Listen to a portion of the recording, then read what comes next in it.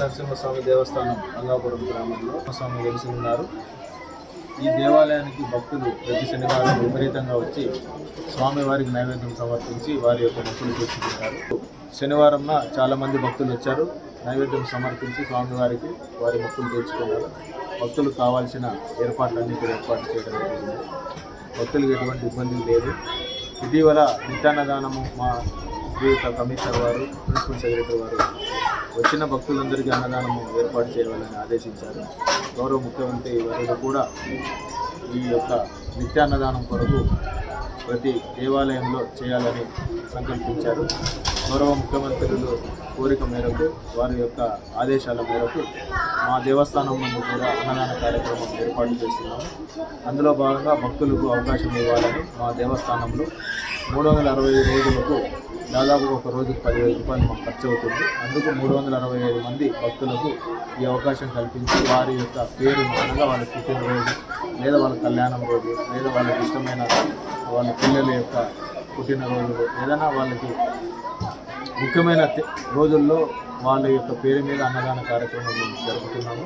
కాబట్టి భక్తులు ఈ యొక్క అవకాశం వినియోగించుకొని స్వామివారి కృపకు బాధ్యతలు కావాలని మనసారా కోరుకుంటున్నాను. నమో నరసింహాయ. ఇంద్రం వీరం మహావిష్ణుం జ్వలంతం సర్వతోముఖం నృసింహం భీషణం భద్రం మృత్యోర్మృత్యుర్నమామ్యహం. నంద్యాల జిల్లా బేతంచెర్ల రంగాపుర గ్రామ శివార్లలో వెలిసినటువంటి ప్రముఖ వైష్ణవ పుణ్యక్షేత్రమైనటువంటి శ్రీ మద్దులేటి నరసింహస్వామి దేవస్థానం ఎర్రమల అడవులలో వెలిసి ఉన్నారు ఈ స్వామివారు. పూర్వము ఇదివరకు కదిరి క్షేత్రము నుంచి స్వామివారు ఇక్కడికి రావడం జరిగిందంటే, కదిరి క్షేత్రంలో స్వామి అమ్మవార్లు ఇరువురు కూడా పాచికలాడుతూ ఉన్న సందర్భంలో అమ్మవారు స్వామివారి పైన గెలవడం జరిగినది. స్వామివారు పరాభవం తట్టుకోలేక ఆ యొక్క క్షేత్రం నుండి ఇటువైపు ఎర్రమల అడవుల గుండా వస్తూ ఉమామహేశ్వర క్షేత్రాన్ని దర్శించి అట్లాగనే ఈశ్వర సమేతంగా నరసింహస్వామి ఇక్కడికి రావడం జరిగినది. ఇక్కడ ఇదివరకు పూర్వము సాల వృక్షాలు అంటే అర్జున వృక్షాలు, మన తెలుగులో ఈ యొక్క తెల్లమద్ది వృక్షాలు అంటాము. ఈ తెల్లమద్ది వృక్షాలు నిండుగా ఉండేదన్నమాట. ఇది ఈశ్వరుడికి చాలా ప్రీతికరమైనటువంటి స్థలంగా ఉండేది. సాక్షాత్తు తెల్లమద్ది వృక్షాలు అంటే శివస్వరూపంగా మనకు పురాణాలు కూడా చెబుతూ ఉన్నాయి. ఆ విధంగా ఈశ్వరుడు ఇక్కడ ఉండటానికి సావకాశంగా పవిత్రంగా ఉంటుందని చెప్పేసి నరసింహస్వామికి చెప్పడం జరిగినది. అట్లాగనే నరసింహస్వామి కూడా ఇక్కడ ఉండటానికి నిశ్చయించుకొని ఇక్కడి నుంచి సుమారుగా 3 కిలోమీటర్ల ప్రాంతంలో మోక్షపట్టణం అనేటటువంటి అప్పట్లోనే పట్టణంగా వెలిసి ఉండేది. ఒక ముహూర్తానికి 100 పెళ్ళిళ్ళు జరిగేటటువంటి మోక్షపట్టణంలో ఒకానొక సందర్భంలో స్వామివారు ఒక కుష్ఠవ్యాధి రూపంలో భిక్ష కోసమని ఆ మోక్షపట్టణానికి వెళ్ళటం జరుగుతుంది. ఆ మోక్షపట్టణంలో స్వామివారికి ఎవరే కానీ భిక్ష వేయక తరిమి వేయటం జరుగుతుంది. అట్లాగనే స్వామివారు ఊరి పొలిమేరున ఒడ్డు మీద కూర్చుంటే ఆ యొక్క పొలిమేరు నుండి లోపలికి వెళ్ళటానికి ఒక పాలు అమ్ముకునేటటువంటి వారు వెళ్తూ ఉండగా ఆ యొక్క పాలువాడు కుష్ఠవ్యాధిలో ఉన్నటువంటి నరసింహస్వామిని పలకరించి ఇక్కడ ఎందుకు కూర్చున్నారని చెప్పేసి అడగడం జరుగుతుంది. అట్లాగనే స్వామివారు ఈ విధంగా జవాబిస్తారు, నాకు ఆకలిగా ఉండి ఈ యొక్క గ్రామంలో ఎవరిని అడిగినా కూడా భిక్ష వేయలేదు, కాబట్టి నేను ఆకలితో చాలా ఇబ్బంది పడుతూ ఉన్నానని చెప్పేసి చెప్పడం జరుగుతుంది. అట్లాగనే ఆ యొక్క పాలు అమ్ముకునేటటువంటి వారు నా వద్ద కొన్ని పాలున్నాయి, మీరు స్వీకరించండి అని చెప్పేసి చెప్తే ఆ పాలు స్వీకరించిన వెంటనే అయినా నా శాపానికి ఈ ఊరు ఎప్పుడో దగ్ధమైపోయింది, కాలి బూడిదవుతూ ఉన్నది, కాబట్టి వెంటనే నీ యొక్క పశువులు నీ యొక్క మొత్తం ఏవైతే ఉన్నాయో మొత్తం తీసుకొని పొలిమేరు దాటి వేరే ఊరికి వెళ్ళిపో అని చెప్పేసి ఆ పాలవాడికి చెప్పడం జరుగుతుంది. వెంటనే ఆ యొక్క పశు సంపదని మొత్తం తీసుకొని బయటికి వచ్చిన వెంటనే ఆ ఊరు మొత్తము కూడా అగ్నికి దగ్ధమైపోతుంది. ఆ యొక్క దగ్ధమైపోయిన వెంటనే మోక్షపట్టణం కూడా ఏమీ కూడా తెలియకుండా పోతుంది. అట్లాగని ఈ ప్రాంతంలో కన్నపదొర అనేటటువంటి రాజు పరిపాలిస్తూ ఉండేవాడు. ఆయనకి ఏంటంటే ప్రతి శనివారము కూడా వేటకు వెళ్ళటం అనేది ఒక అలవాటుగా పెట్టుకున్నాడు. ఆయన ఒక శనివారం మాత్రము వేటకి వెళుతూ ఉండగా ఏదే కానీ జంతువు కనబడకుండా ఉండేది. చాలా నిరాశతో ఉండగా ఒక ఉడుము మాత్రం కనిపిస్తుంది. ఆ ఉడుము కూడా ప్రకృతి సహజంగా కాకుండా చాలా బంగారు వర్ణములో తలతల మెరుస్తూ ఉండేది ఆ యొక్క ఉడుము. ఆ ఉడుమును భటులు తరుముకుంటూ వెళ్తగా ఇక్కడ వల్మీకి అనేటటువంటి కోమలి అనే పుట్టలో ఆ యొక్క ఉడుము దూరటం జరుగుతుంది. ఆ ఉడుములో ఉన్నటువంటి ఉడుము రూపంలో ఉన్నటువంటి నరసింహస్వామి ఈ యొక్క రాజుకి ఏమే కానీ తెలియదు.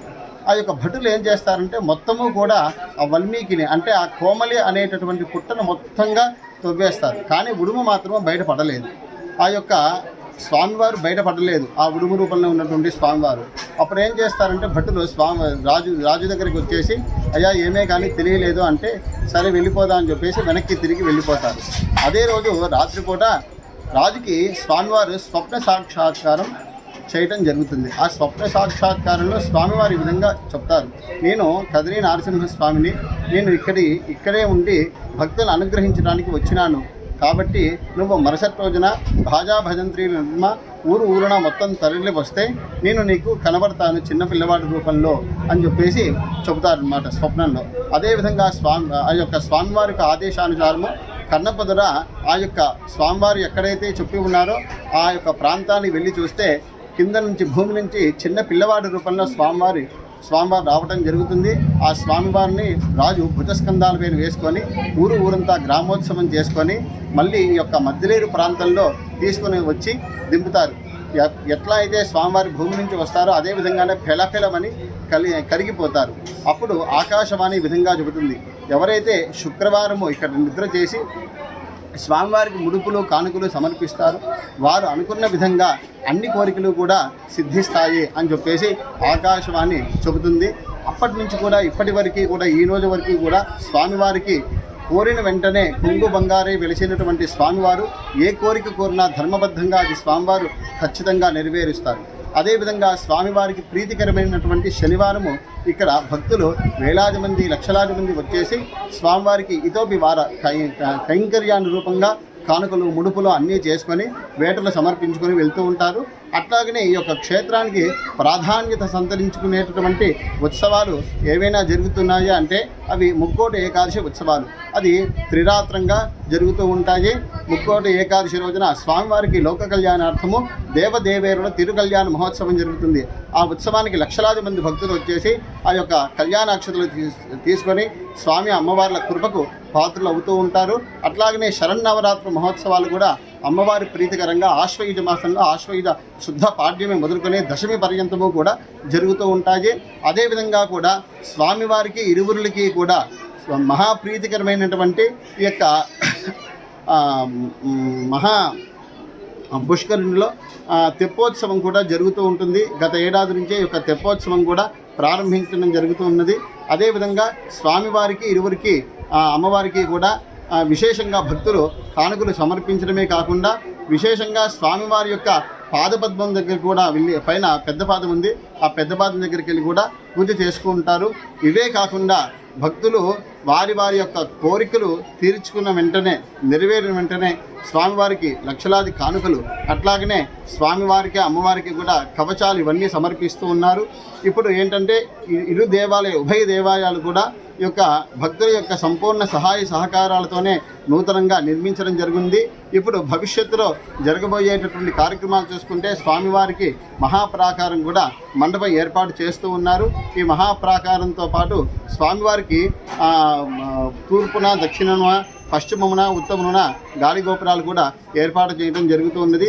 ఇవే కాకుండా స్వామివారికి ఇతోపి నిత్య హోమాలు నిత్య కళ్యాణాలు ఉత్సవాలు ఇవన్నీ చేస్తూ ఉన్నారు. కాబట్టి ఈ యొక్క కార్యక్రమాలు కూడా భక్తులందరూ కూడా తిలకించి స్వామి అమ్మవారి కృపకు పాత్రలు కాగలరని చెప్పేసి తెలపడమైనది. నమో నారసింహాయ.